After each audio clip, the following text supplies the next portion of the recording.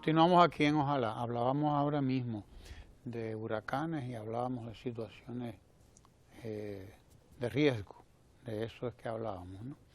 Y conviene que recordemos que hay estos niveles de alerta y que eso tiene una lectura. Hay que hacer la lectura correspondiente de eso. Hágala, por favor, y transmítala. Transmita esa lectura a toda la gente que le quede a su alrededor. Pero hay un elemento que es fundamental, que es mantener usted la calma, como dicen todos estos instructivos que nos envían aquí. Todos advierten que mantener la calma es fundamental, porque hay gente que pierde la cabeza desde que tiene una situación. Pero tratemos de que los que pierdan la cabeza tengan gente al lado que le diga, no, espérate, aguántate, que hay que mantener la calma. Para resolver los problemas se necesita la cabeza fría.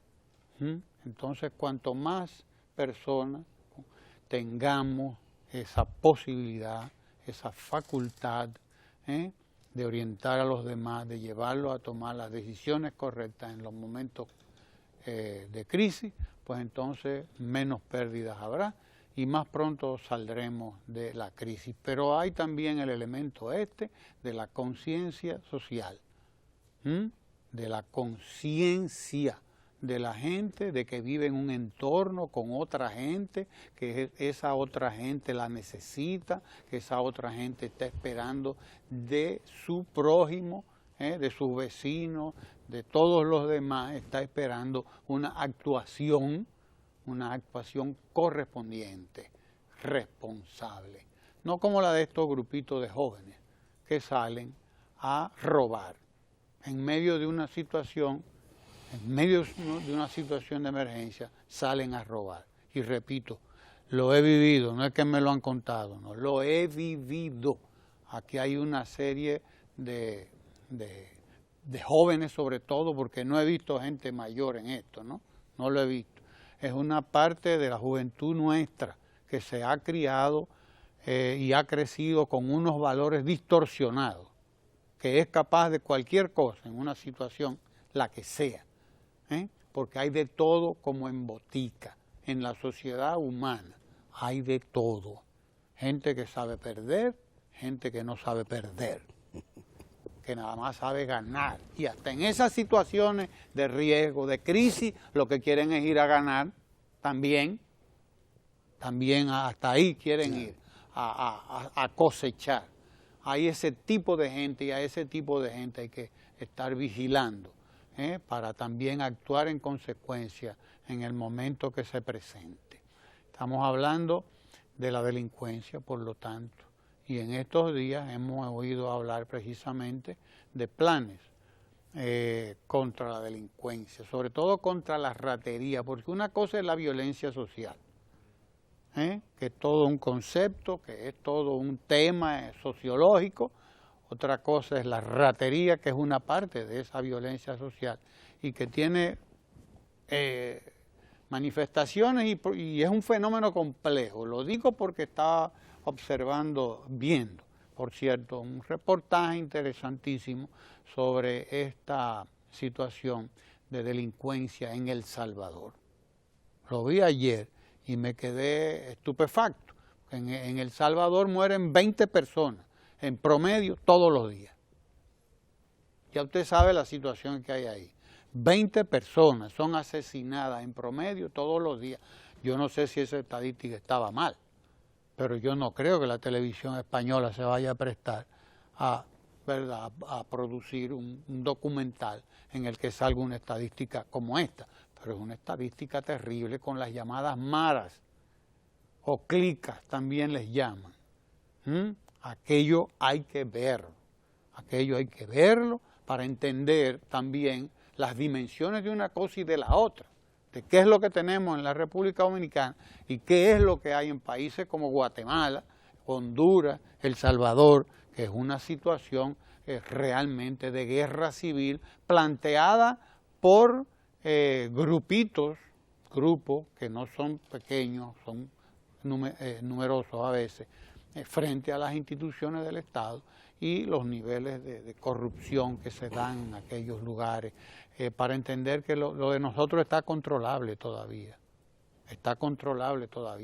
y los niveles de complejidad de aquello, además, aquello hay que entenderlo, hay que entenderlo, porque hubo momentos incluso en que llegaron grupos de delincuentes del extranjero, llevados a El Salvador, grupos importantes en números de cientos, que fueron llevados allí, y la evolución de aquello hay que ver a lo que ha llegado, Entonces, lo mismo ocurre en México. Ello es de una seriedad, de una gravedad realmente preocupante, para decirlo con un eufemismo. Un país donde desaparecen 43 estudiantes de magisterio y no ocurre nada, y no se cae el gobierno, y no pasa nada, y nadie dice nada, y en cualquier otro país sí está ocurriendo una cosa muy grande, pero allí desaparecieron así, borrados de la faz de la tierra, 43 profesores, no pasó nada. Pero a cada rato desaparecen 10 y 20, 15, y usted dice, pero ven acá, ¿y cómo es? Entonces que ahí no hay una crisis como para que, ¿verdad?, entre en crisis el status quo. Uno se lo pregunta, pero esa es la realidad. Y nosotros estamos viendo aquí situaciones, la ratería y todas esas cosas son parte de una crisis social que está ahí, larvada siempre, que es el fruto de la miseria, que es el fruto de la pobreza y es el fruto de la lumpenización de muchos sectores importantes de la sociedad, sobre todo esos que viven en la miseria. Y estoy totalmente convencido de que aquí hay que acabar con la miseria a como dé lugar, y de que lo fundamental es eso. Como está embarcado el presidente Danilo Medina, acabar con la pobreza. Hay que acabar con la pobreza y con toda la bendita lacra que va asociada a la pobreza. Mira, Ramón, yo pienso que hay una cuestión que es clave, que es, aunque usted se ha dedicado hoy a mirar la paja en el ojo ajeno, yo creo que es más interesante mirarla hacia adentro, porque aquí hay cosas que también ya escapan al control social adecuado, digamos. Pero es la cuestión de la prevención. Aquí lo que hay que prevenir no es tanto el tema de cuando el ciclón esté encima de nosotros. Estamos en alerta roja ya. O cuando tiemble la tierra y bueno, haya una situación de desastre. ¿A qué me refiero? Por ejemplo, es tan simple como que si usted ve que por donde se va el agua, ¿cómo le llaman a eso? Los drenajes. El drenaje se tapa de basura, cuando llueva eso se va a inundar.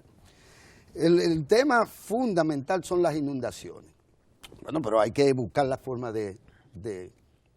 En Constanza acaba de producirse una situación a propósito de las lluvias. Unos dicen que por un dique que alguien hizo y que eso se lleva entonces todo aquello. Lo que puedo notar es que todavía no tenemos una verdadera cultura de la prevención. De la prevención. Y lo que hacia donde hay que llamar la atención es hacia la prevención. Y usted dice, bueno, si sabemos que estamos en una temporada ciclónica, ¿por qué no podamos los árboles? Aquellos que si la brisa los tumba, te tumban el tendido eléctrico y ya la cuestión se multiplica. Entonces tiene que prevenir la CDE, pero tiene que prevenir usted que tiene una mata en su casa o que tiene una mata frente a su casa.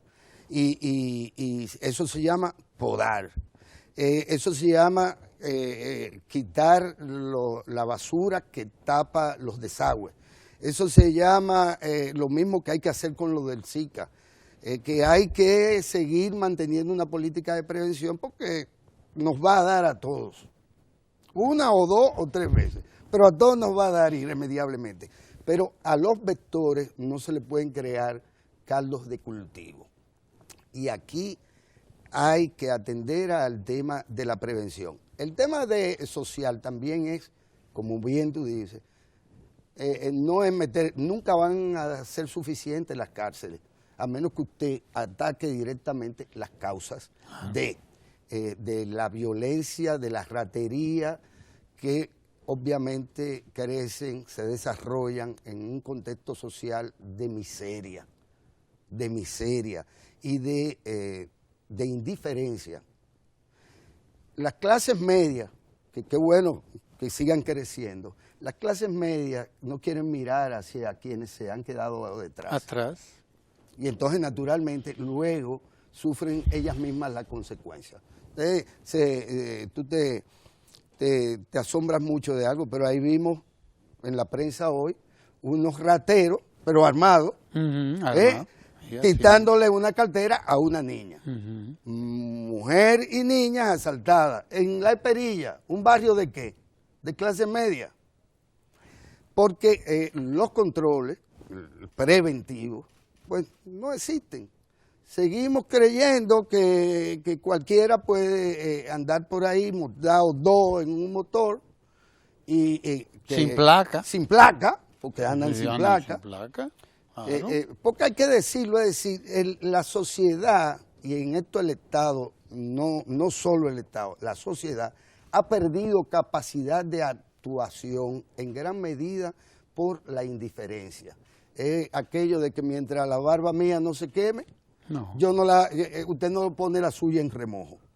Pero resulta ser que ya hay connotaciones.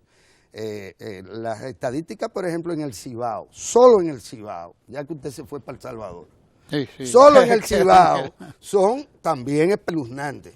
Son para que la sociedad... Ahora, ¿qué hace la sociedad? Y no solo las autoridades, y no solo el Estado, y no solo los cuerpos represivos, en el Cibao, para prevenir. Cuando usted ve a un delincuente en Rafey, que tiene un cuchillo, si usted no puede evitar que la gente que está presa tenga armas, usted va a tener en algún momento una confrontación entre las bandas, porque aquí están las bandas también, aquí hay bandas. ¿Y dónde habitan esas bandas? ¿Y quiénes lo componen?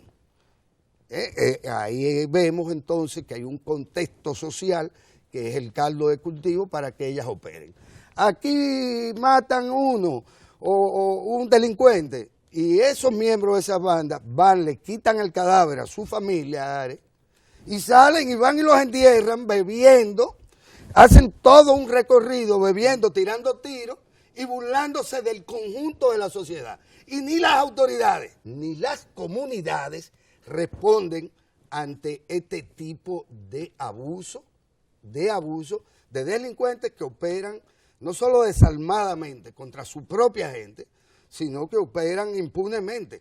Entonces, hay un tema que es colectivo, que es en qué medida todos tenemos que hacernos parte de una cultura de la prevención de la miseria, prevención de la violencia, prevención del delito y prevención ante lo que son cosas que nos van a afectar irremediablemente. Van a haber temblores de tierra, irremediablemente van a haber ciclones y tormentas, irremediablemente tenemos que construir una cultura de la prevención que nos evite males mayores, a propósito de que sabemos que de alguna manera vamos a ser afectados. Sí, de alguna manera, claro. Pero sobre todo hay que acabar con la miseria, con la pobreza en este país.